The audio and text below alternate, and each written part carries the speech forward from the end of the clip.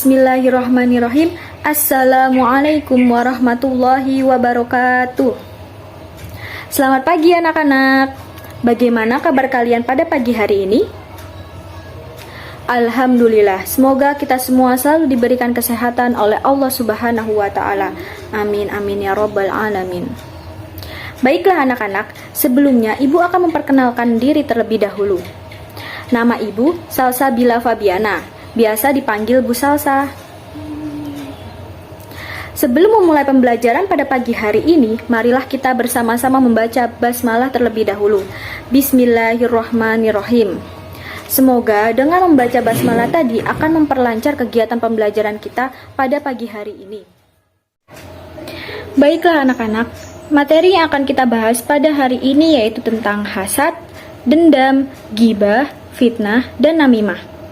Ibu akan menjelaskan satu persatu dari 5 pembahasan pada hari ini. Yang pertama, kita akan membahas tentang hasad.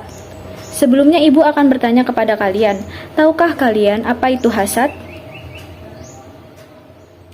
Ya, betul sekali.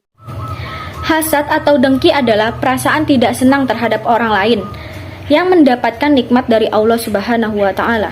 Orang yang memiliki sifat hasad selalu iri hati melihat orang lain hidup senang. Hasad atau dengki adalah sifat tercela. Allah Subhanahu wa Ta'ala melarang kita berbuat hasad atau dengki. Orang yang memiliki sifat dengki merasa iri hati melihat orang lain hidup senang atau beruntung. Ia menginginkan keberuntungan itu pindah kepadanya.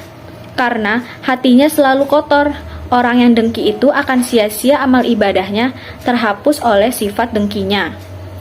Dan orang yang memiliki sifat dengki hanya akan memperoleh celaan, kehinaan, dan kesusahan.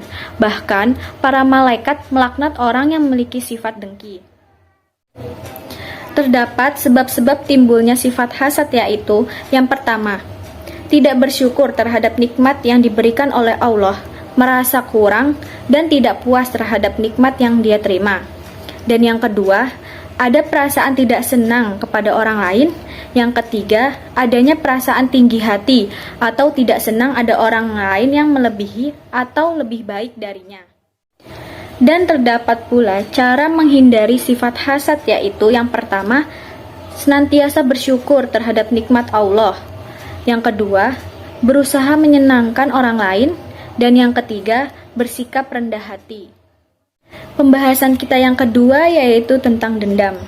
Sebelumnya Ibu akan bertanya lagi, apakah ada yang tahu dendam itu apa?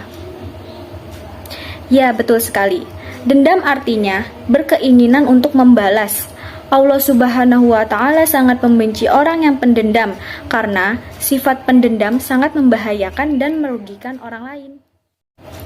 Terdapat sebab-sebab timbulnya sifat dendam, yaitu yang pertama, marah, dihina, dicela yang berlebihan untuk akhirnya diremehkan martabatnya oleh orang lain.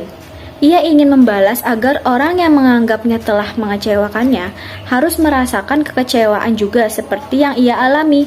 Bahkan ia menghendaki orang itu lebih menderita.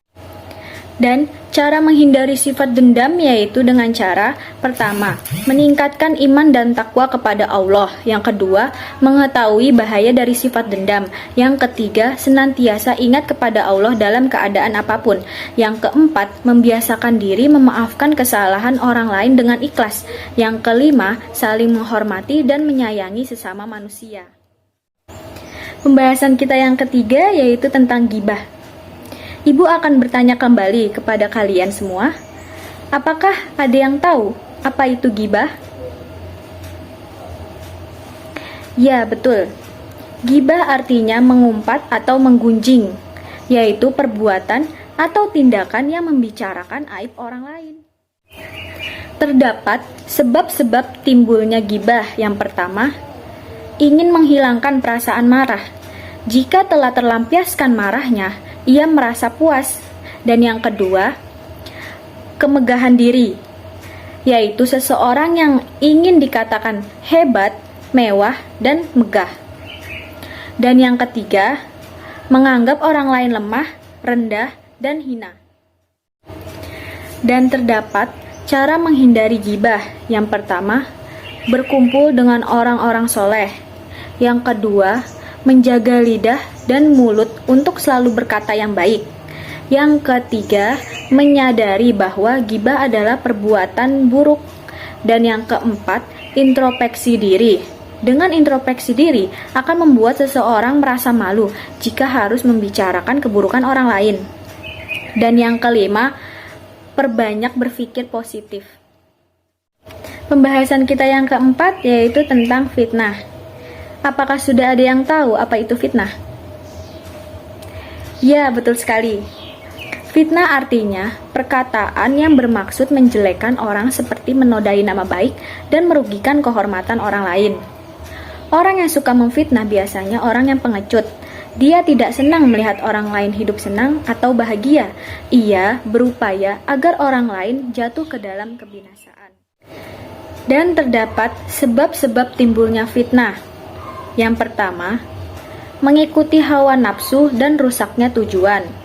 Yang kedua, ifrat atau tafrit, yaitu berlebih-lebihan dan meremehkan. Yang ketiga, tergesa-gesa dan tidak sabar. Kesabaran merupakan kunci kemenangan dan kebaikan dalam segala urusan dan sebagai penutup fitnah. Dan terdapat cara menghindari fitnah, yaitu pertama, mempererat tali silaturahmi, yaitu membangun hubungan yang baik dengan sesama manusia yang lainnya. Yang kedua, berusaha bersikap amanah, yaitu menekankan kepada kejujuran. Dan yang ketiga, menyadari bahaya fitnah, yaitu dapat menyusahkan dan merugikan orang lain. Kita memasuki pembahasan yang terakhir, yaitu tentang namimah. Apakah sudah ada yang tahu apa itu namimah? Ya, betul sekali. Menurut bahasa, namimah berasal dari bahasa Arab yang artinya adu domba. Sedangkan menurut istilah, namimah adalah menyampaikan sesuatu yang tidak disenangi. Baik yang tidak senang itu orang yang diceritakan atau orang yang mendengarkannya. Namimah pada hakikatnya adalah menyampaikan atau menceritakan rahasia orang lain sehingga merusak nama baik orang tersebut. Tentu saja orang yang diceritakan itu akan merasa tidak senang dan dapat menimbulkan permusuhan. Terdapat sebab-sebab timbulnya sifat namimah, yaitu pertama, ada perasaan tidak senang terhadap orang yang diceritakan. Yang kedua, adanya sifat dengki pada diri seseorang yang menyebabkan ketidaksenangan kepada orang lain yang mendapatkan kebahagiaan maupun kesuksesan. Dan yang ketiga, mencari muka agar orang lain bersimpati kepada dirinya. Dan terdapat cara untuk menghindari sifat namimah, yaitu pertama, apabila melihat atau mendengar sesuatu yang disampaikan orang lain itu akan menimbulkan keburukan, sebaiknya didiamkan saja. Yang kedua, jangan melayani omongan orang yang suka berkata bohong. Dan yang ketiga, apabila ada berita yang meragukan dari seseorang, agar diselidiki terlebih dahulu kebenarannya. Alhamdulillah, baiklah anak-anak, karena materi pada hari ini sudah Ibu jelaskan, maka sekarang Ibu akan memberikan tugas untuk kalian, yakni berupa pertanyaan.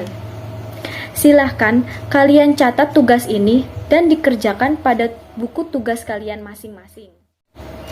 Baiklah anak-anak, untuk mengakhiri pertemuan pada pagi hari ini, marilah kita tutup dengan membaca hamdalah bersama-sama. Alhamdulillahirrabbilalamin. Semoga materi yang telah Ibu ajarkan pada pertemuan hari ini dapat bermanfaat bagi kita semua. Sekian dari Ibu, ada kurang lebihnya mohon maaf. Wassalamualaikum warahmatullahi wabarakatuh.